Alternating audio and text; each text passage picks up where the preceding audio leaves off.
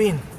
El general Perón va a hablar de la sinarquía y va a hablar de 5 fuerzas: la masonería, el sionismo, el Vaticano, el comunismo y el capitalismo.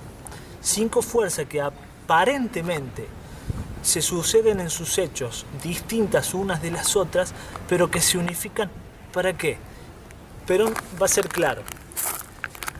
En el 38, cuando Italia y Alemania representaban fuerzas populares y nacionales, 2 imperios o 2 internacionales se ponen de acuerdo para destrozar a los poderes de Italia y a los poderes de Alemania. Del 38 en lo que va a terminar en la Segunda Guerra Mundial, en su finalización en el 45. Perón agrega a esos 2 poderes, el comunismo o el marxismo soviético y el capitalismo, el liberalismo, agrega 3 fuerzas: la masonería, el sionismo y el Vaticano. Y él dice que a su poder y a su gobierno nacional justicialista en el 55, la sinarquía, las 5 fuerzas, se unifican para destrozar al justicialismo en el golpe del 55. La pregunta es, Perón, si nos levantamos con la cámara, bañese.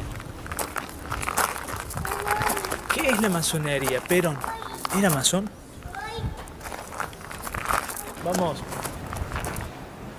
Bueno, definiendo lo que es la masonería y esas 5 fuerzas que se unificaron en el 55, en el derrocamiento al general Perón, cabe decir y también profundizar algo muy importante.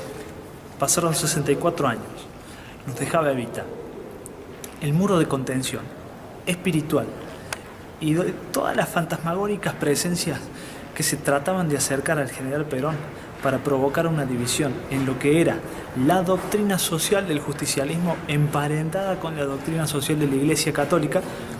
Evita era el muro de contención de todas las alimañas que trataban de infiltrarse en el gobierno justicialista, hasta su muerte. Después de su muerte, el muro de contención, obviamente quebrado, eliminado. Ya personas como Borlenghi, Teixeira, Olivieri, Méndez San Martín, Rojas, se aproximarían tan cerca del general Perón que provocarían, con varios errores del general, la ruptura entre la Iglesia Católica y el justicialismo. Obviamente, no sin antes, desde la estructura del Vaticano, como el mismo general Perón, el mismo general diría que es parte de una de las 5 fuerzas de la sinarquía.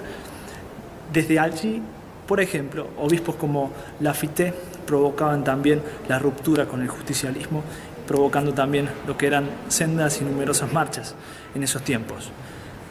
Quizás una de las ignorancias profundas que tuvo el gobierno justicialista fue no haber oído las palabras de Franco, cuando le decían al general Perón: te están programando y te están proyectando un golpe de Estado desde la masonería. Perón le contestó: a los masones los tengo en el bolsillo.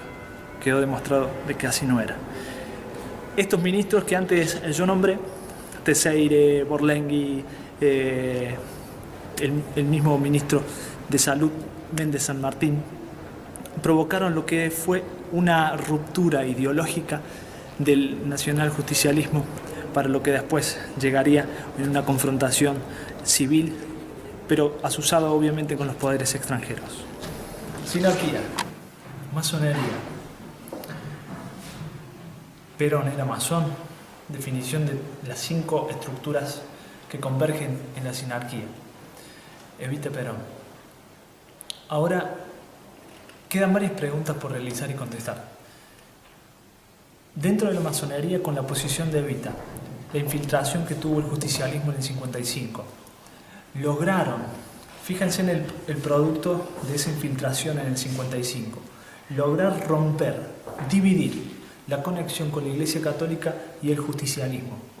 A partir de ahí, el justicialismo, desde el 52, mediados del 52, llegaría a una debacle, sobre todo en el aspecto filosófico y político, porque siempre, desde en la Argentina, nunca hubo un gobierno por el pueblo, para el pueblo y donde el pueblo esté representado como en el peronismo. Sucede algo muy importante, la quema de iglesias. La quema de iglesias a Perón se le va a atribuir haber proyectado la quema de iglesias en lo que es la capital federal. Bueno, según la revista Primera Plana del 69, 1969, los perpetradores de la quema de iglesias no fueron los justicialistas, no fue el peronismo. Fue una logia masónica, es lo que dice la revista, socialista comunista. ¿Qué hizo la revolución fusiladora después de haber provocado el golpe del 55? Archivó la causa y nunca más se habló de la misma.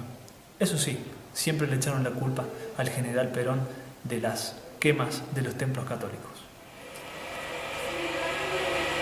Perón fue masón. Perón. Miren, les tengo que hablar de Licio Gelli. Licio Gelli declara en 2009, aproximadamente creo, no estoy en certezas, que él lo inició a Perón. ¿Quién es Licio Gelli?